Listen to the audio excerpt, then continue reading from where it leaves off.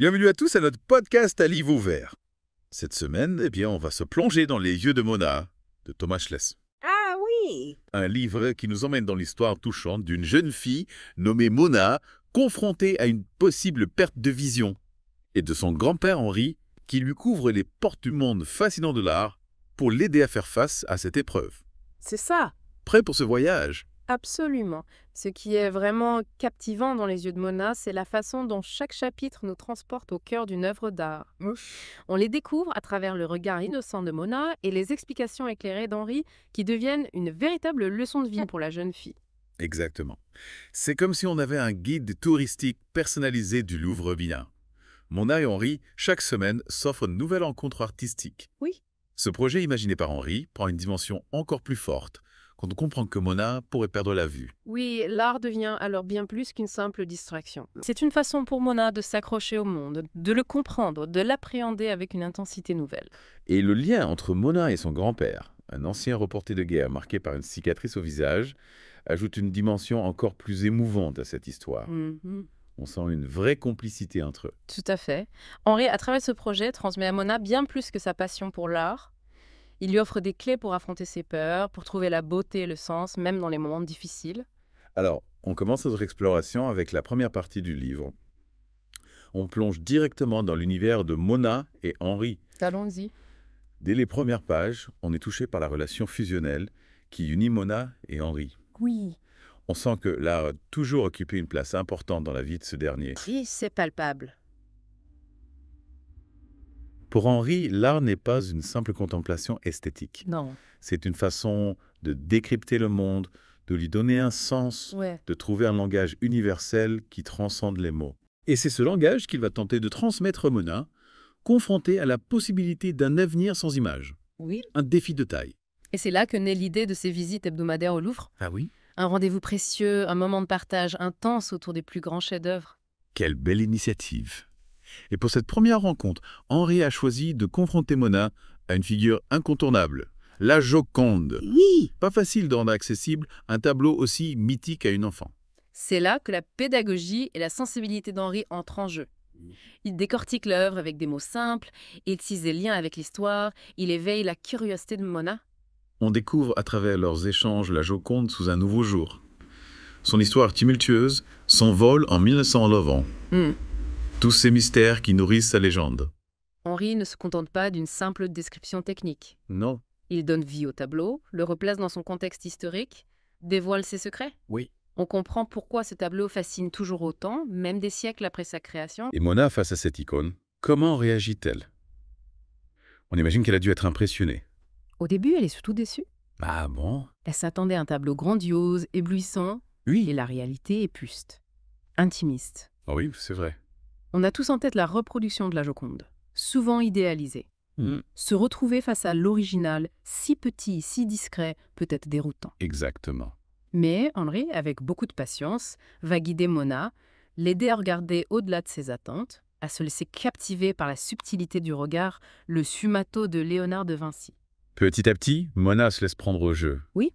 On sent que la curiosité s'éveille en elle, qu'elle commence à poser un regard plus attentif, plus personnel sur l'œuvre. Oui, c'est le début d'une transformation. Oui. La première graine est plantée. Mhm. Mona ne regarde plus le tableau comme une simple image, mais comme une fenêtre ouverte sur un autre monde. Un monde qui lui parle à travers les yeux de son grand-père. C'est magnifique. Cette première visite n'est que le début d'un long voyage initiatique pour Mona, un voyage qui va la transformer en profondeur. Et ce voyage, on le poursuit la semaine prochaine avec une nouvelle rencontre artistique. Exactement. Préparez-vous à découvrir l'univers flamboyant de Botticelli. On retrouve Mona et Henri au Louvre près pour une nouvelle exploration artistique cette semaine. Henri a choisi de montrer à Mona Vénus et les Trois Grâces de Botticelli. Un choix intéressant après la rencontre avec la Joconde. On passe d'un portrait énigmatique et intimiste à une scène mythologique foisonnante de détails et de couleurs. Oui. Pourquoi ce choix selon vous? Je pense qu'Henri cherche à éveiller les curiosités de Mona à la sortir de sa zone de confort. Oui. La Joconde, malgré son aura mythique, reste une œuvre assez statique contemplative. Avec Botticelli, on plonge dans un univers dynamique, plein de mouvements et de symboles. Oui, on imagine Mona face à ce tableau, les yeux grands ouverts, essayant de décrypter tous ces personnages, tous ces symboles. Exactement. Et elle n'hésite pas à partager ses impressions avec son grand-père. Elle trouve le tableau délirant, un peu fou. Ah oui. Un terme qui amuse beaucoup, Henri, bien sûr. C'est touchant de voir cette complicité entre eux, cette liberté que Mona de s'exprimer sans crainte d'être jugé. Et Henri, avec sa patience et sa pédagogie, va lui expliquer le mythe de Vénus, la signification des trois grâces, la symbolique des fleurs et des fruits. Oui, il invite à plonger au cœur de la Renaissance italienne, à découvrir l'univers mythologique qui nourrissait l'imaginaire des artistes de l'époque. Imaginez, vous êtes à la place de Mona, découvrant ces histoires fascinantes, ces personnages divins, ces symboles cachés. C'est comme si le tableau prenait vie sous nos yeux, on est loin d'une simple observation passive. Absolument, Henri transmet à Mona des clés pour comprendre non seulement l'œuvre, mais aussi le contexte historique, culturel, philosophique qu'il a vu naître. Et Mona, face à cette avalanche d'informations, comment réagit-elle? On sent qu'elle est fascinée par la beauté de Vénus, par la richesse des détails. Elle commence à comprendre que l'art peut raconter des histoires, transmettre des émotions, ouvrir des portes sur des mondes imaginaires. C'est une étape importante dans son apprentissage. Elle ne regarde plus les œuvres de la même manière. Elle apprend à décrypter les symboles, à lire entre les lignes, à se laisser toucher par l'émotion qui se dégage du tableau. Et ce nouveau regard, elle va le mettre à l'épreuve la semaine suivante face à une œuvre d'une toute autre nature. La Vierge à l'enfant lisant de Raphaël. Ah oui, Raphaël, un autre maître de la Renaissance italienne, mais avec un style bien différent de Botticelli. Tout à fait. On quitte l'univers flamboyant et mouvementé de Botticelli pour entrer dans un monde plus doux, plus paisible. Oui, la composition est simple, épurée, presque intimiste. On retrouve cette ambiance contemplative qu'on avait ressentie devant la Joconde. Oui, on imagine Mona face à ce tableau apaisé par la sérénité qui s'en dégage. Mais Raphaël, dans sa simplicité apparente, introduit un élément nouveau.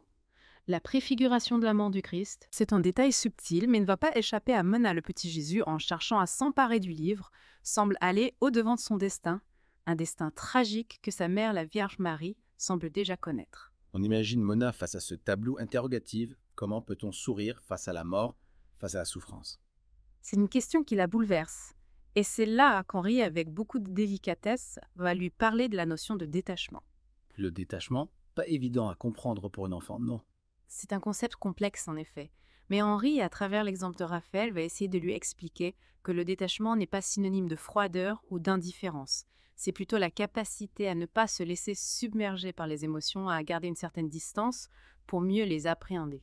Une leçon de vie précieuse qui prend tout son sens dans le contexte de Mona face à la menace de la cécité, face à l'incertitude de l'avenir. Apprendre à se détacher peut être une source de force de résilience. Exactement. Et ce n'est pas la seule leçon que Mona va tirer de cette rencontre avec Raphaël. Elle va aussi découvrir la puissance du symbolisme, la manière dont l'artiste peut suggérer des idées, des émotions sans les représenter directement. C'est fascinant de voir comment chaque tableau devient un support d'apprentissage pour Mona, un prétexte à des discussions profondes, à des réflexions sur la vie, sur le monde. Et ce voyage initiatique se poursuit la semaine suivante avec un artiste qui va marquer Mona par sa puissance expressive. Michel-Ange. Michel-Ange, le titan de la Renaissance, le maître de la chapelle Sixtine. On imagine Mona impressionnée par la grandeur de cet artiste. Oui, mais Henri ne l'emmène pas découvrir les fresques de la chapelle. Sixtine, il a choisi une œuvre plus intimiste, plus personnelle. L'esclave mourant, une sculpture qui représente un homme enchaîné luttant contre la mort aspirant à la liberté. Un thème fort qui résonne sans doute avec le passé d'Henri, ancien reporter de guerre. On imagine qu'il a été confronté à la violence, à la souffrance. C'est possible, et on voit que Mona est aussi sensible à cette œuvre. Elle est fascinée par la beauté du corps humain, par la force qui se dégage de cette sculpture, mais elle est aussi troublée par la nudité de l'esclave. C'est une réaction assez naturelle pour une enfant de son âge. La nudité dans l'art peut être déroutante, surtout quand on n'y est pas habitué. Et Henri va profiter de cette occasion pour lui parler de la représentation du corps humain dans l'art. Il va lui expliquer que la nudité, loin d'être systématiquement provocante ou choquante, peut être une manière de célébrer la beauté, la pureté, la vulnérabilité de l'être humain. On imagine Mona, attentive, curieuse, essayant de comprendre ce nouveau langage artistique. Oui, et elle va aller encore plus loin dans sa réflexion. Elle va s'interroger sur la signification de cette sculpture, sur le message que Michel-Ange a voulu transmettre. Et Henri, que lui répondit là?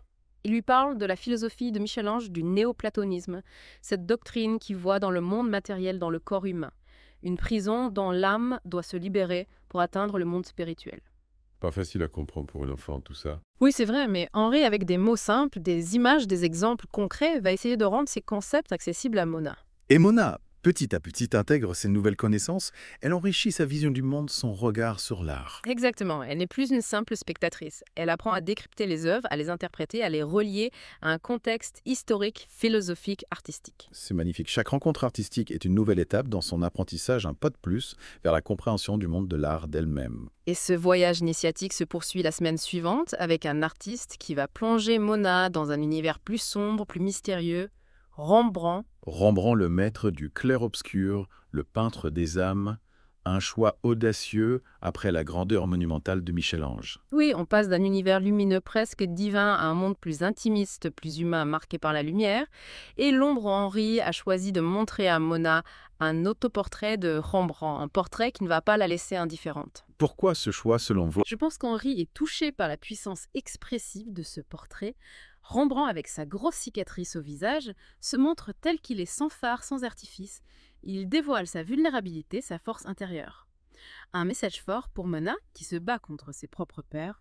On retrouve Mona et Henri toujours fidèles à leur rendez-vous artistique cette semaine. C'est Vermeer qui s'invite dans leur exploration avec la dentelière. Vermeer, le maître de la lumière hollandaise, Nancy Sinley. On plonge dans un univers complètement différent après les portraits expressifs de Rembrandt. On imagine des scènes plus intimistes, plus douces, non? Exactement. La dentelière, c'est un tableau d'une grande finesse, d'une grande précision. Vermeer capture un moment suspendu dans le temps, un instant de la vie quotidienne baigné d'une lumière douce et mystérieuse. On est loin des grands formats de la Renaissance italienne, des scènes mythologiques ou religieuses. Ici, c'est le quotidien qui devient art, un quotidien sublimé par la lumière et le regard de l'artiste. Et Mona, face à cette scène simple, comment réagit-elle? Elle est fascinée par la minutie du travail de Vermeer, par la délicatesse des détails. Elle observe la lumière qui baigne la scène, la façon dont elle met en valeur le fil de la dentelle, le geste précis de la dentelière. C'est intéressant de voir comment Mona, au fil de ses rencontres artistiques, développe un regard de plus en plus aiguisé. Elle ne se contente plus d'observer les formes et les couleurs, elle s'attarde sur les détails. Elle cherche à comprendre la technique, la lumière, l'intention de l'artiste. Oui, et Henri l'encourage de cette démarche. Il lui explique que Vermeer, pour obtenir cette précision, cette justesse dans la représentation de la lumière, utilisait des techniques particulières comme la camera obscura. La camera obscura. Oui, l'ancêtre de l'appareil photo, une boîte noire percée d'un petit trou qui permet de projeter l'image inversée de la scène sur une surface plane. Vermeer se servait de cet outil pour reproduire la lumière avec une précision étonnante. C'est fascinant de voir comment Vermeer, à travers cette technique, se rapproche d'une certaine forme de réalisme photographique tout en conservant la magie de la peinture, la poésie du détail. Et Mona est sensible à cette dualité. Elle admire la technique de Vermeer, sa maîtrise de la lumière, mais elle est aussi touchée par la poésie de la scène, la beauté simple de ce moment volé à la vie quotidienne. On sent que Mona, à travers ses rencontres artistiques, est en train de se construire une véritable culture artistique. Un regard critique et sensible, elle ne se contente plus de regarder, elle apprend à voir, à analyser, à ressentir.